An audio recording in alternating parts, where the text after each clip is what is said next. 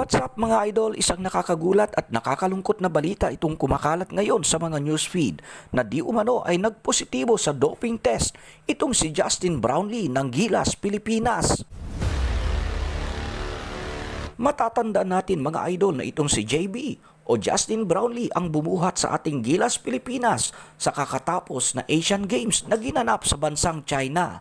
Sa nabanggit na torneo ay pinahirapan talaga nitong si Justin Brownlee ang mga bansang nakalaban natin gaya ng Iran, China at pagdating naman sa finals ay itong bansang Jordan. At gaya ng alam natin mga idol sa kakatapos na Asian Games ay matagumpay na nasungkit ng ating pambansang koponan ang gintong medalya na 61 years in the making ika nga.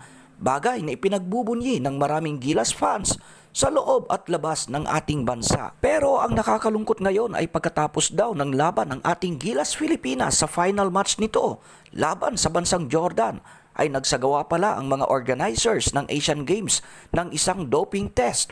Bagay na normal lang sa mga international competitions at hindi lang sa larong basketball ito nangyayari. Pero ang masamang balita mga idol na sumalubong sa maraming mga Gilas fans ay ito nga daw si JB ay nagpositibo sa doping test na yan at kinumpirma naman ito ng POC o Philippine Olympic Committee Chairman na si Honorable Bambol Tolentino. Sa paglilinaw nitong si Tolentino na bagamat nagpositibo nga itong si JB ay hindi naman nangangahulugan na totoo nga ang mga balibalita na mapapasa kamay na agad-agad ng bansang China at maging ng bansang Jordan ang gintong medalya na naiuwi ng ating mga Gilas Pilipinas players. Marami pang pagdadaan ng assessment ang naturang issue dahil maging ang bansang Jordan ay may isa ring di umanong player na nagpositibo sa nabanggit na doping test.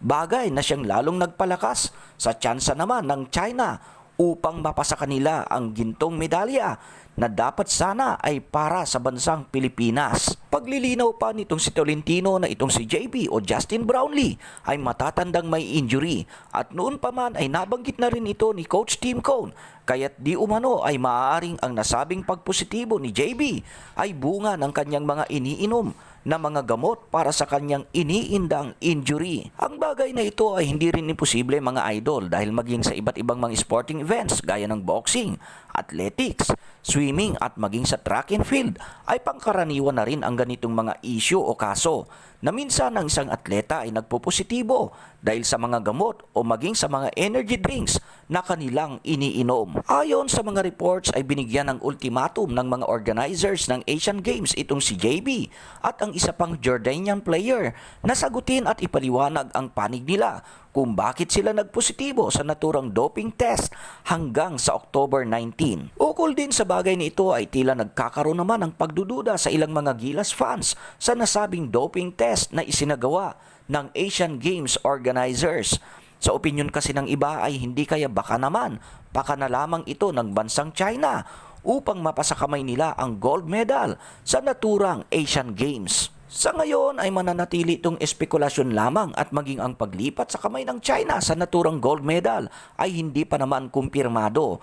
Sa ngayon kasi ay wala pa namang opisyal na pahayag ang Asian Games Organizing Committee. Sa kabila ng lahat ay panalangin ng maraming mga Gilas fans at ng mga basketball officials ng ating bansa na sana sa kabila ng di magandang development na ito ay manatili pa rin ang gold medal para sa bansang Pilipinas. Dahil dito ay umaapila ang SBP o Samahan ng Basketball ng Pilipinas na masuri ang ginawang proseso ng Asian Games Organizing Committee kung wala nga bang naging paglabag sa kanilang pagproseso dito sa urine sample ni Justin Brownlee.